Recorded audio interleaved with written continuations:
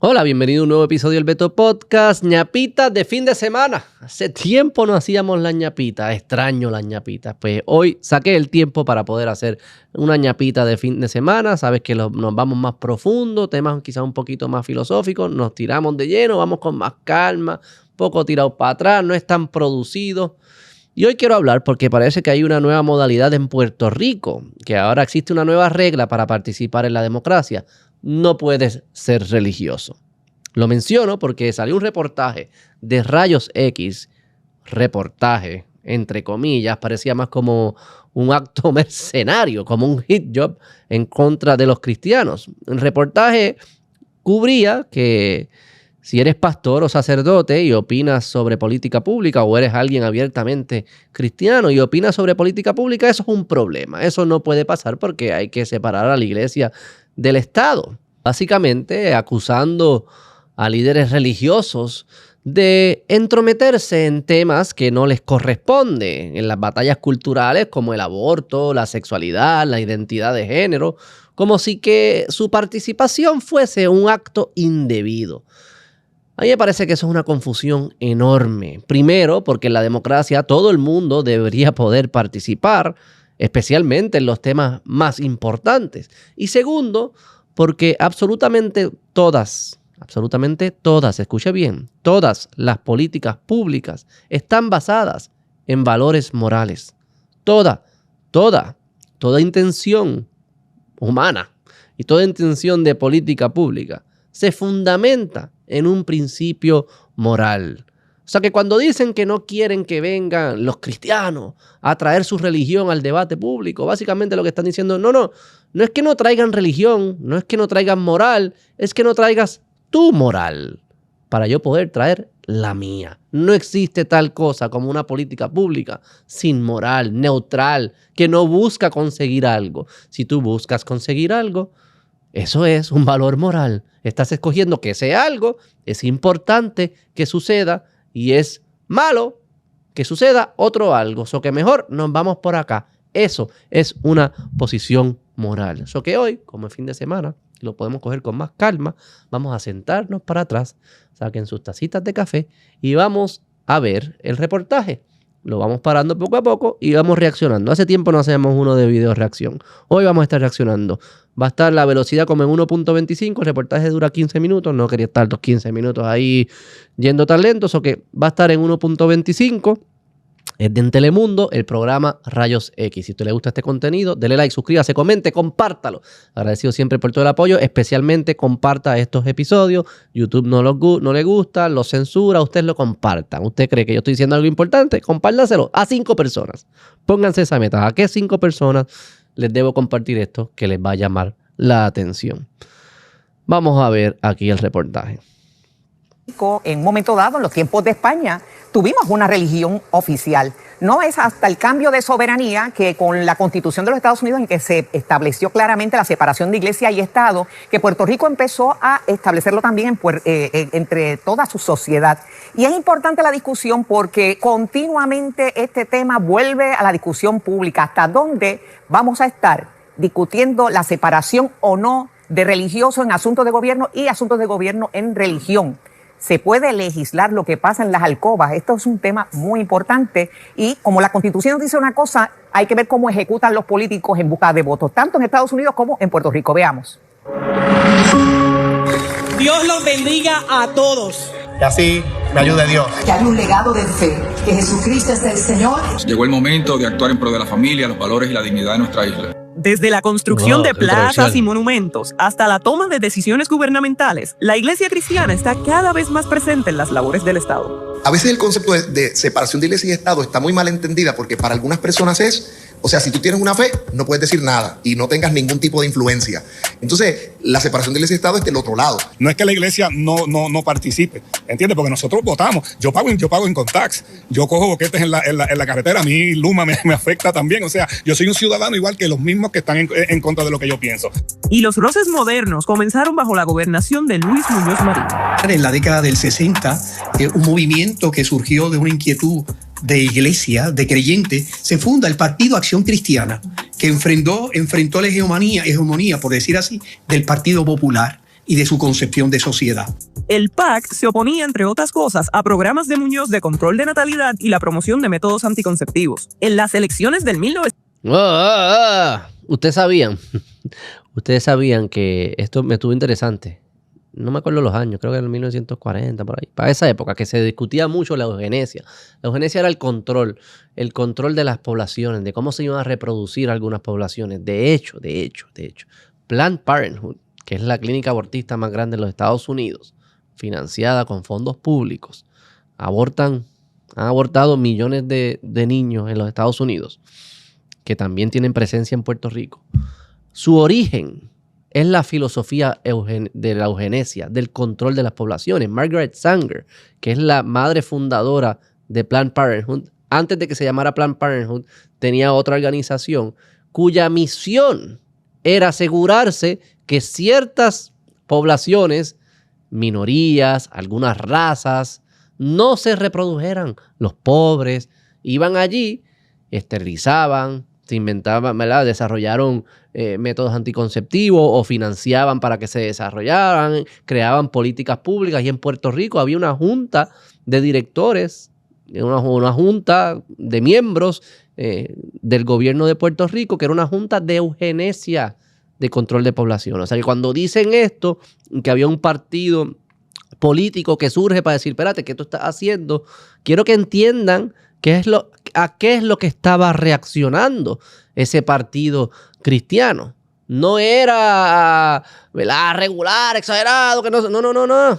Es que estas discusiones muy nazistas, de hecho, Adolf Hitler menciona, ¿verdad?, creo que en una entrevista que le hacen, menciona que un libro que escribió uno de los miembros de la junta de directores de la organización de Margaret Sanger, que ese libro era la Biblia de él. Así de presente por todas partes del mundo estaba esta discusión de la eugenesia, el control de las poblaciones, que no se reproduzcan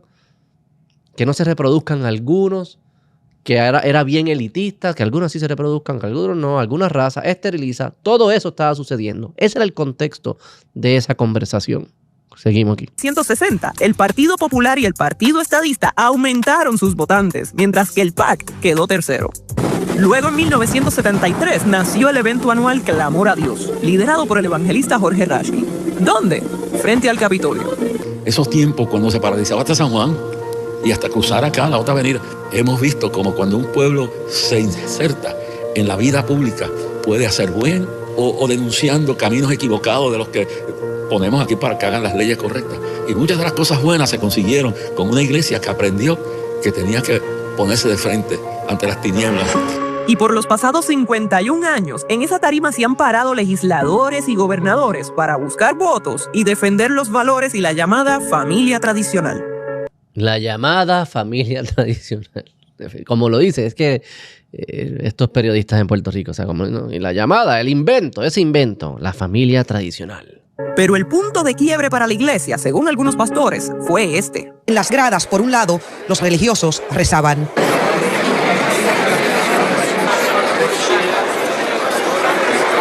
Por el otro, los grupos LGBT pedían la justicia prometida. Todo ocurrió luego que algunos legisladores populares le temblaron las rodillas para cumplir con un compromiso programático, darle protección de ley para que los homosexuales no sean discriminados en el empleo y protección bajo la ley de violencia doméstica, al punto que el gobernador Alejandro García Padilla tuvo que personarse al Capitolio. A pesar de los acuerdos, continuaban las negociaciones sobre el lenguaje, con pastores en pleno hemiciclo y algunos miembros de la comunidad LGBT. Interesantemente, a petición de estos grupos religiosos, el proyecto excluye a las iglesias. Mientras tanto, las horas continuaron pasando. El proyecto nunca bajó a votación. Excluye a las iglesias de que ellos sí puedan, dentro de la iglesia, considerar que si tú no estás de acuerdo a lo que nosotros estamos enseñando aquí, pues yo no tengo por qué aceptar. Es una institución privada que tiene ciertos principios. O sea, que tú forzarlos a que tú tengas que aceptar cualquier tipo de comportamiento del cual tu doctrina no está de acuerdo, es imponerte. ¿Verdad? Lo mismo que ellos critican, no debes estar imponiendo tu moral a todos lados. Pues tú no me debes imponer la moral de otros para yo tener que aceptarlo en mi institución. Y a las 12 de la noche el presidente del cuerpo salió y emitió estas declaraciones. Ya son las 12 de la medianoche y en este momento la Cámara y las comisiones que están trabajando este proyecto no están preparadas para llevarla a votación. Entonces reinó el caos. De Jennifer ahí, Johnny Méndez.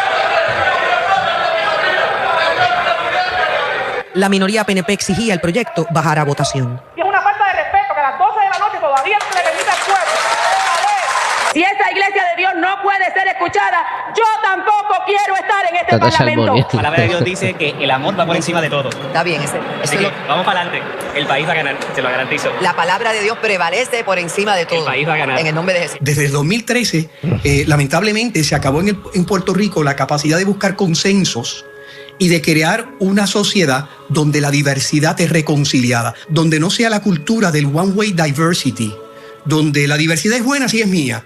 Al final del día, la legislatura aprobó la protección del discrimen en el empleo por orientación sexual. Pero, amparado en la separación de iglesia y Estado, la ley no aplica a las iglesias. Cuando la iglesia habla, cuando la iglesia se inmiscuye en la política pública, está diciendo que queremos participación. ¿Y cuándo es eso en Puerto Rico específicamente? Cada vez que hay un asunto que tiene que ver con los derechos de las personas más vulnerables. En este caso, temas que se enmarcan en los derechos de las mujeres y de las personas parte de la comunidad LGBTQ+. Cuando se habla de eso, inmediatamente la iglesia se activa para ejercer ese poder en la sociedad. Y lamentablemente Puerto Rico tiene tantos y tantas situaciones, problemas de criminalidad, problemas de violencia, asuntos importantísimos para la iglesia que son más importantes que la sexualidad, pero que son producto de muchas situaciones sociales, la mayoría de ellas una familia rota, y la sexualidad como liberalizada, como se ha hecho en Puerto Rico, es una de las amenazas principales para la estabilidad familiar. Búsquenme. Usted sabe que yo siempre les mando tarea. Búsquenme una civilización que haya salido, que se haya construido, que se haya pasado de selva a civilización, que se haya desarrollado, que se haya convertido una potencia, que sea estable, que tenga vitalidad, que le vaya bien, que sea sostenible en el tiempo. Búsquenme alguna que lo haya hecho sin asegurarse que hay familias estables y alguna que lo haya hecho sin regular, aunque sean con normas sociales y culturales. No estoy diciendo regular a través del Estado, pero regular, limitar la sexualidad. Búsquenme alguna. Porque ustedes hablan de que se produzcan buenos países, qué sé yo qué, buenas civilizaciones, buenas sociedades. Así funciona, limitando de manera social, yo diría, y de manera cultural, la expresión sexual. Así ha sido siempre. Búsquenme alguna que contradizca lo que yo estoy diciendo. Porque cuando hablamos de estas cosas, traigan evidencia, traigan lógica, traigan fundamentos. Los estudios que se han hecho serios sobre antropología, civilización y la relación de las normas sexuales en esas sociedades, todas apuntan que cuando tú liberalizas las normas sexuales, ya sea mediante la ley o ya sea mediante las normas culturales, lo que es aceptado socialmente, una vez tú lo liberalizas, destruyes la vitalidad de esa sociedad. Porque el impulso sexual es el impulso más fuerte que tienen los seres humanos. Es el deseo más fuerte. Y si ese deseo no está orientado, no está organizado en una dirección, no se normaliza en una dirección que construye cosas buenas, ese impulso va a causar daño. Y esos daños se van a reflejar de otras maneras, directas e indirectas a ese evento. Por eso, las tradiciones religiosas son tan conscientes de esos impulsos, porque al final están conscientes de que esos impulsos es lo mismo que tentaciones. Impulso y tentaciones es lo mismo. Desviación es los impulsos utilizados para lo que no debió haberse utilizado.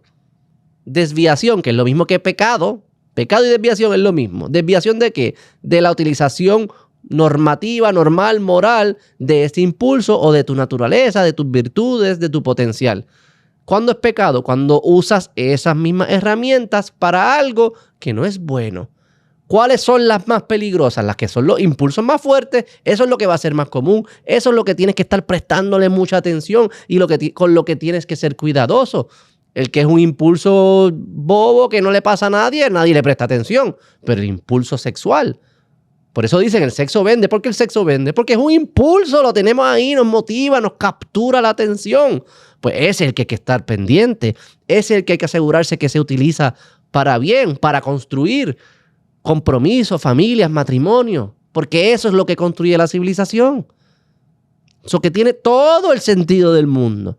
Que las personas que están pendientes en el bienestar de sus comunidades estén pendientes a esos temas que más daño le pudiesen causar a sus comunidades. Lamentablemente, la sexualidad siempre ha sido un mito y un tabú. La verdad es que cuando hablamos de esto es porque las participaciones en términos del aborto, la ideología de género y las vacunaciones, es porque esos temas han ido por las líneas legislativas. No hemos visto ahora mismo proyectos más efectivos sobre la niñez. Y el libro que supone guiar estos principios, o sea, la Biblia, predica el amor para todos, pero sus interpretaciones han fragmentado a la iglesia misma. Es un fenómeno que está ocurriendo y que... ¿Ves cómo ella lo presenta? Pero ese libro, la Biblia, predica el amor para todos. Pero eso no es lo que está sucediendo. Eso no es lo que hacen estas personas que vienen a juzgar y qué sé yo qué. Porque la Biblia habla de este amor. O sea, ¿cuántas páginas tienen? ¿Cuántos libros? ¿Cuántos autores? ¿Cuánta historia? Todo lo es para decir amor. Ama todo y no juzgues y no tomes decisiones morales. No disciernes, solo ama, abraza.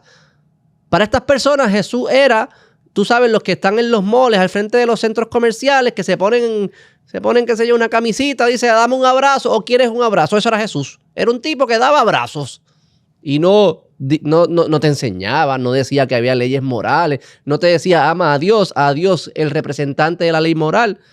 No te decía haz lo que tú quieras, pero asegúrate que haya arcoíris y unicornios cuando lo estás imaginando. Lamentablemente está causando bastantes divisiones dentro de lo que nosotros conocemos como el cuerpo de Cristo. ¿Qué vino primero, el huevo o la gallina? O sea, ¿es la iglesia participando a favor del Estado o es el Estado trayendo su mentalidad a imponerla sobre la iglesia? ¿Dónde estamos? Porque si queremos ser sal y luz, que es el llamado de Jesús, pues hay que estar dentro de los temas, hay que estar dentro de lo que le preocupa a la gente y tratar de navegar con la gente los issues y conflictos que se abordan desde la perspectiva social, religiosa, política, etc. Y todo creyente cristiano sabe que la Biblia no es para leerla como un libro cualquiera, es para contextualizarla a nuestra realidad.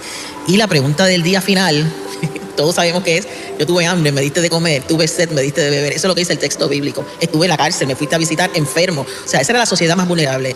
Pero contextualizando esa palabra para el día de hoy, la pregunta del día final es, yo fui una mujer maltratada, yo fui un homosexual, yo fui una persona trans. ¿Tú me coartaste los derechos o tú me ayudaste para que tuviera derechos como un ser humano? ¿Qué derechos? ¿Qué derechos se han coartado? ¿Qué derechos? El derecho a mutilar niños. Ese es el derecho. Aquí, primero, yo no he visto ninguna legislación que se esté pasando más allá de esa de los niños, de que se esté coartando derechos de la mujer. ¿Cuál es el derecho de la mujer que supuestamente se está coartando? De matar a tu bebé. Ese es el derecho.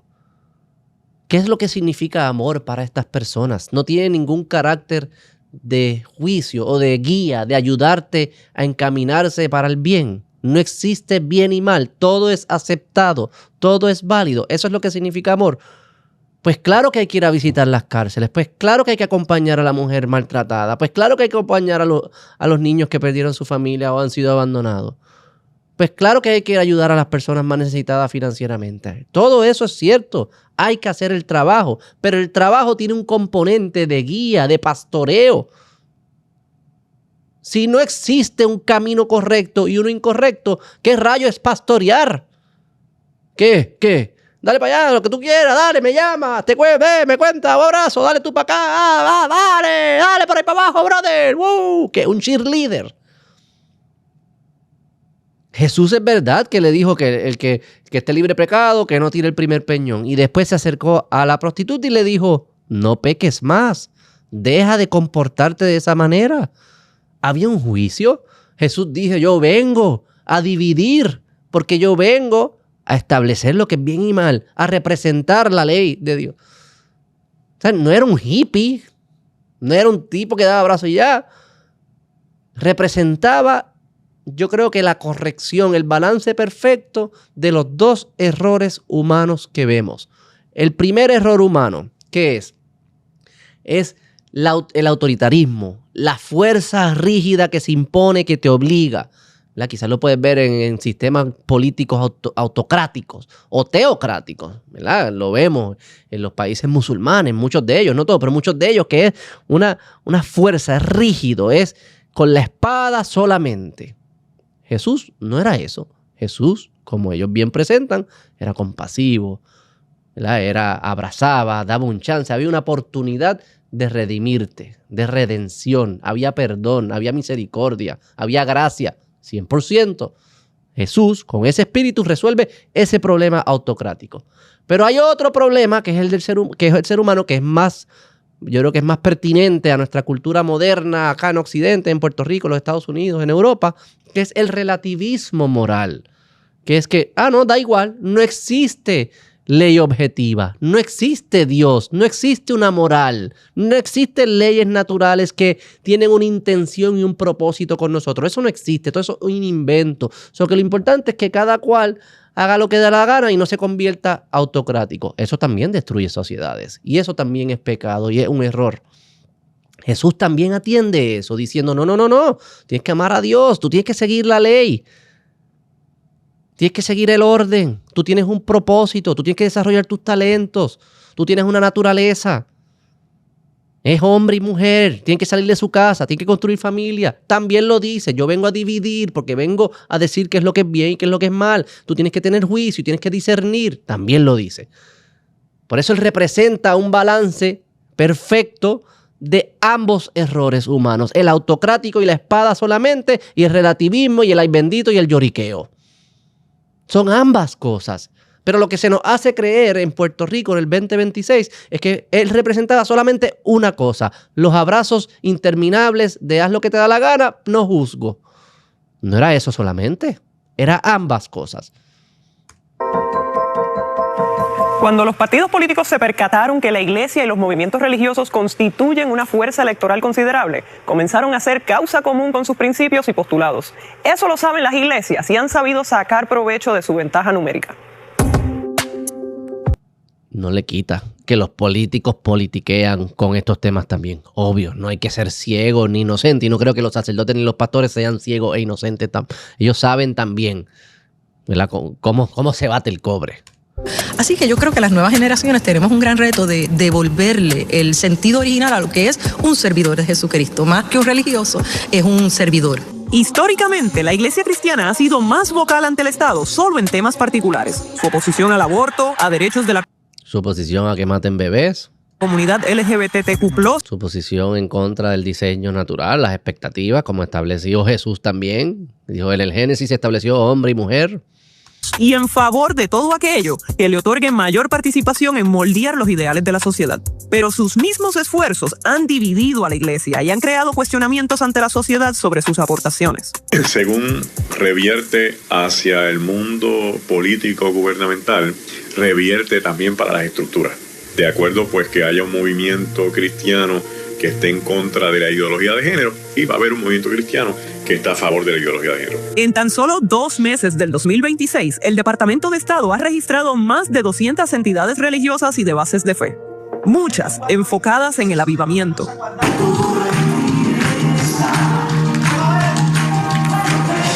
Sobre las iglesias de efervescencia carismática, que ese movimiento lleva años en este país, haciendo la diferencia en muchos hogares puertorriqueños. No, son bien pro familia, bien pro hijos, cuidan mucho los valores y los principios, y eso siempre va a atraer gente, siempre. También se mueven por las calles con una bocina portátil y un atril. La iglesia tiene que estar en la calle porque es ahí donde está la necesidad y Dios me ha llamado y yo voy a ser obediente hasta la venida de Jesucristo. Las iglesias no pagan impuestos, pero sí se insertan en discusiones legislativas y pueden solicitar dinero público. La mayor parte de las iglesias. Y las sin fines de lucro también. ¿Cuántas veces hemos hablado en este podcast de las sin fines de lucro, que le llaman la ONG, que se llenan de activistas y que son formas de canalizar política? Lo vimos con el papá de Lin-Manuel Miranda, con Luis Miranda, con el Hispanic Federation hace como 2 semanas, de cómo el dinero canaliza de los gobiernos para adelantar políticas públicas, adoctrinar con activistas que van a escuelas, que financian las artes, que financian programas. en las universidades, en las comunidades, en las ciudades, en las empresas, todo, sin fines de lucro, influencian muchísimo la política pública y no pagan contribuciones. Porque eso nunca lo mencionan también. Nos sostenemos pues con el libre aportación de las personas que ahí están y no necesariamente con aportaciones gubernamentales o transacciones. Según Manso, la exclusión del pago de impuestos beneficia más a las iglesias pequeñas. Tenemos que ser creativos cada día en poder mantener las puertas abiertas. Luego del huracán María, más de 800 iglesias sometieron una reclamación a FEMA y la agencia les asignó $498 millones en fondos federales para arreglos. Esto crea un disloque. Pareciera como si el Estado estuviera subvencionando a un ente que solo busca ejercer control, pero los pastores no lo ven así. Un ente que solo busca ejercer control. No es influenciar, no es participar en la democracia, no es establecer la doctrina que construyó las mejores civilizaciones en la historia humana, por la cual se basan todas las políticas públicas que estas mismas personas promueven. Ellos piensan que sus ideas de justicia y sus ideas de florecimiento humano y sus ideas de igualdad, todo eso salió de su cerebro y de la lógica secular. No tiene nada que ver con las tradiciones cristianas. No. Solamente pasó en sociedades cristianas, pero no tiene nada que ver. No hay gobierno que pueda pagar la obra social que hace la iglesia por el tema de la eficiencia de los recursos y el voluntariado. Nosotros tenemos un salón allá arriba que está lleno de potes, de habichuelas, de arroz, de todas esas cosas. ¿Para qué yo quiero pagarle a burócratas que no tienen ningún incentivo, ningún interés, ninguna relación personal con las comunidades para hacer el trabajo que nos toca a nosotros en la comunidad civil? ¿Por qué yo voy a querer que haya políticos? Si tú te estás quejando de que la iglesia participe de la democracia, más o menos inserte en los procesos de política pública, porque estos temas no deberían meterse, pero entonces en vez de dejarlo así y vivir en democracia, no, vamos a sustituir la iglesia con agencias del gobierno. ¿Para qué? Para que entonces el gobierno se meta a regar la moralidad y a predicar y a atender las comunidades a través de burócratas y tecnócratas, que nos va a salir mucho más caro, que no lo van a hacer bien, va a haber corrupción y no tengan ningún fundamento de una tradición de miles de años. Y repartimos compras todas las semanas a personas. El asunto de las contribuciones de las iglesias, pero nosotros no decidimos, eso es la ley. Entonces, pues si esa es la ley, pues yo me acojo a la ley. Y que independientemente una iglesia tenga exención contributiva, tiene que responderle al Estado si es una corporación, porque le aplica las leyes de corporaciones. Pero en otras instancias sí han estado presentes para objetar proyectos de ley. Y el Estado también se aprovecha de ese caudal de votantes. El primer proyecto de ley sometido por el Senado este cuatrenio fue el llamado Libertad Religiosa, de la autoría de Tomás Rivera Chats. Jamás Jesús hubiese aprobado una ley como esa y jamás los seguidores y seguidoras de Jesús hubiesen aprobado esa ley. ¿Por qué? Porque esa ley discrimina contra la gente precisamente más vulnerable. Esa es una ley que me autoriza a mí a decidir no darle un servicio a una persona basada en mi fe religiosa. O sea, yo creo que cuando entró Proyecto Dignidad, ¿verdad? Yo creo que el Partido Nuevo Progresista se vio bastante afectado. Y entonces pues entendieron que hay una línea, ¿verdad?, que no se debe cruzar para allá para mantener. O sea, que si tú eres cristiano, tú no puedes... No es que le desees el mal, tú puedes decir, ¿sabes qué? De esta transacción yo no quiero participar. Como la que pasaba en Estados Unidos, que era de la que hacía los bizcochos, que no estaba dispuesta a hacer un bizcocho para un matrimonio homosexual. Decía, mira, yo te puedo vender los que ya yo tengo aquí, pero yo no voy a usar mi talento de hacer bizcocho para algo que yo no creo. No es que te deseo el mal, es que yo no lo quiero hacer. Y no lo voy a hacer, y si es mi tiempo, es mi empresa, es mis recursos, son mis talentos, yo no lo voy a hacer y yo puedo negarme a hacerlo. Y el Tribunal Supremo de los Estados Unidos, el actual, decidió que sí, que es correcto, que claramente tú puedes decidir no participar de algo. Tenerse en el poder. Política, porque no podemos olvidar que detrás de todo esto hay ideologías políticas que están corriendo. O sea, hubo un momento en las elecciones pasadas que hubo transacciones entre el liderato religioso y el liderato político. En sus primeras elecciones en 2020, el Proyecto Dignidad logró insertar 2 legisladoras en el Capitolio, pero los números del partido se desplomaron en 2024. Y 2 también, acuérdense, Movimiento Victoria Ciudadana también, con sus ideas peores, inventadas, antihumana, antifamilia, también, antieconomía, antiprosperidad, también tuvieron presente. Pero como esos son ideas inventadas, no están ancladas a una iglesia, pues eso no se ataca. No se ataca al ateo secular inventado marxista que era Movimiento Victoria Ciudadana. Similar ocurrió con el Partido de Acción Cristiana, que en la década del 60 intentó destronar a Luis Muñoz Marín. Sí, el Partido de Acción Cristiana, el famoso PAC, desde el día 1 se identificó como un partido de corte religioso cristiano. Partido Dignidad trató de proteger que no se viera de esa manera para buscar la forma de alcanzar otros votantes. La verdad, aunque vivimos bajo el principio de separación de iglesia y Estado, religión y política nunca estarán separados, ¿verdad? Pensar que de alguna manera no habrá una influencia o no habrá una línea donde convergen técnicamente, pues sería ilusorio. Ellos saben que tiene unas repercusiones porque yo te garantizo que allá afuera hay un pueblo de fe que está militante, que está observando, que está cansado y que quiere no solamente una palabra, sino que quiere esa acción de ver qué vas a hacer por mí como iglesia, en lo que creo por fe, pero también en las cosas que nos afectan a todos en el día a día. Y ellos lo saben, que el voto conservador es importante, pues hagan lo que tienen que hacer para que lo mantengan. No se desvíen, sigan en la línea, aunque no nos aprueben ningún proyecto que nosotros queremos, tampoco empujen los otros proyectos para que nosotros estamos tranquilos. Pienso que la iglesia que está haciendo su trabajo debe de cuidarse en seleccionar sus luchas y sus batallas. No podemos estar peleándolas todas.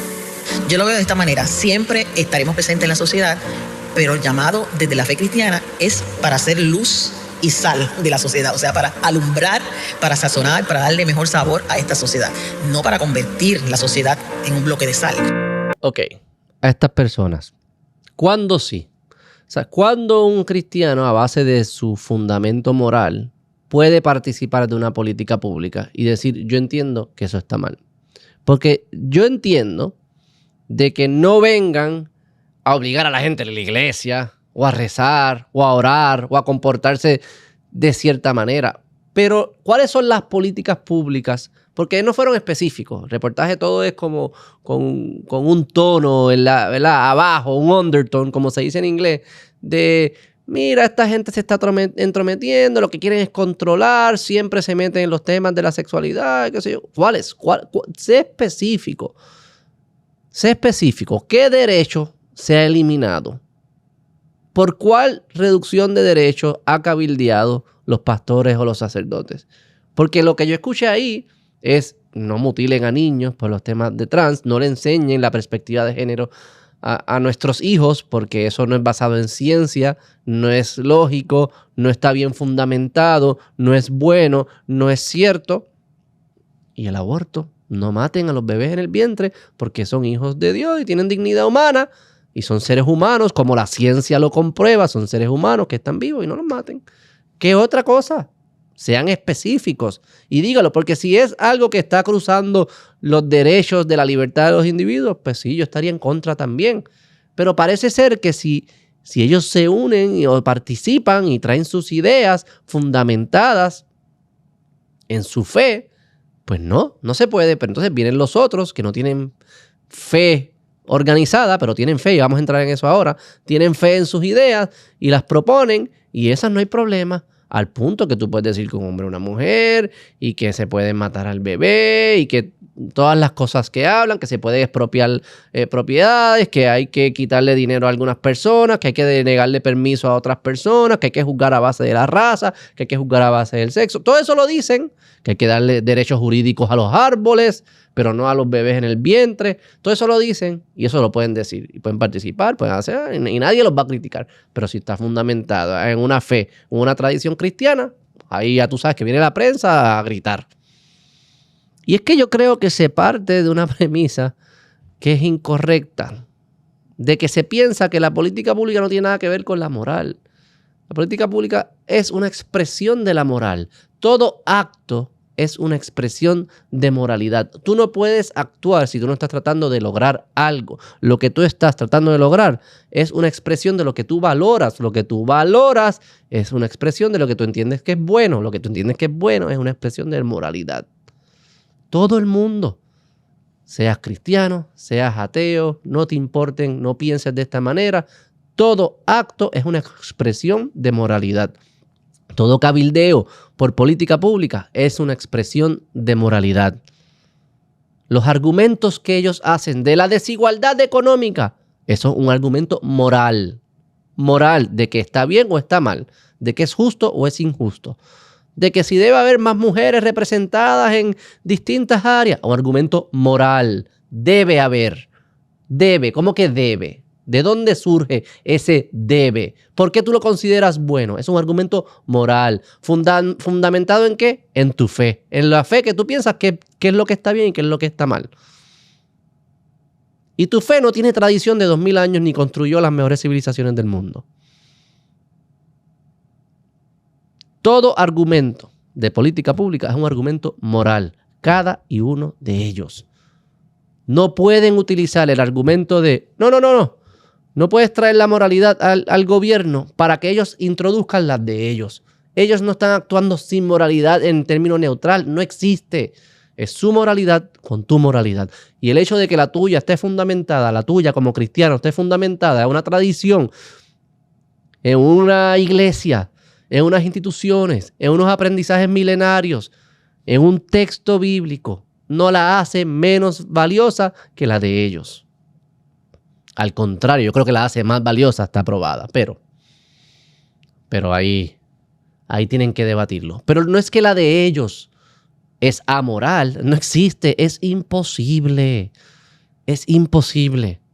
Lo otro, ellos utilizan la figura de Jesús para argumentar algo. Ellos dicen, tú no puedes traer la Biblia ni tus argumentos religiosos y morales para la discusión de política pública, pero ellos sí pueden utilizar a Jesús cuando les conviene para jugar defensa contra ustedes, los cristianos. Tienen que entender todo esto. El ataque es frontal todo el tiempo por la prensa en Puerto Rico, por la cultura en Puerto Rico. Todo el tiempo. Todo el tiempo. Ellos se presentan como los modernos, como los progresistas, el progreso, los sabios, los que no se creen en supersticiones antiguas y que ellos, su moral es obvia, es de sentido común y la tuya es una superstición milenaria, vieja, eso ya no aplica, hay que actualizarse. Y se presentan de esa manera y el cristiano lo acepta, lo permite, como que te traten así. No. Tú tienes una moral, yo tengo la mía, vamos a chocarla. Vamos a ver cuál construye mejores sociedades, cuál está mejor fundamentada. Eso es lo que se debe tener y se debe tener en los debates y las conversaciones. Sería muy interesante. No sé quién gana, pero no permitan que les digan, lo tuyo es un invento, lo mío no. ¿Y por qué la desigualdad es un problema? ¿Por qué se parte de la premisa, cuando ellos hacen argumentos de redistribución de ingresos, parten de la premisa, la desigualdad es un problema? Hazle un porqué, pregúntale un porqué. ¿Y por qué es un problema? Porque es injusto. ¿Por qué es injusto? ¿De dónde tú sacas tu concepto de justicia? No, porque me hace sentir mal. Eso que si te hace sentir mal, ya. Eso es todo lo que tienes. O sea que si a mí algo me hace sentir mal, yo también puedo inventarme mi moral. Eso es lo que vamos a estar haciendo. Cuestionen. Eso es lo que hay que cuestionar, en qué tú lo fundamentas. Porque si tú estás persiguiendo algo como algo bueno, tú me tienes que explicar en qué fundamentas para decir que eso es bueno. No puede ser porque a ti te gusta y ya. Porque si fuese así, pues hay 3 millones de moralidad y whatever. Cada cual. So que nada, los dejo con eso. Ñapita de sábado me pareció bastante contundente ese reportaje. Especialmente, no tanto lo que decían, ¿verdad?, los que fueron entrevistados, sino es como que estas frasecitas y aquí allá y le introduzco esta palabra, el adjetivo que utilizo, las transiciones. O sea, la periodista claramente quería impulsar algo anticristiano. Es decir, miren lo que está pasando aquí. Estas personas se están metiendo donde no deben, están tratando de controlar a toda la sociedad, no pagan taxes, ¿qué pantalones? Y vienen con sus supersticiones medievales. Así se sintió, así lo percibí yo. Bueno, los dejo con eso. ¿Les gusta este contenido? Dele like, suscríbase, comente, compártalo. Agradecido siempre por todo el apoyo. Nos vemos en la próxima. Bye.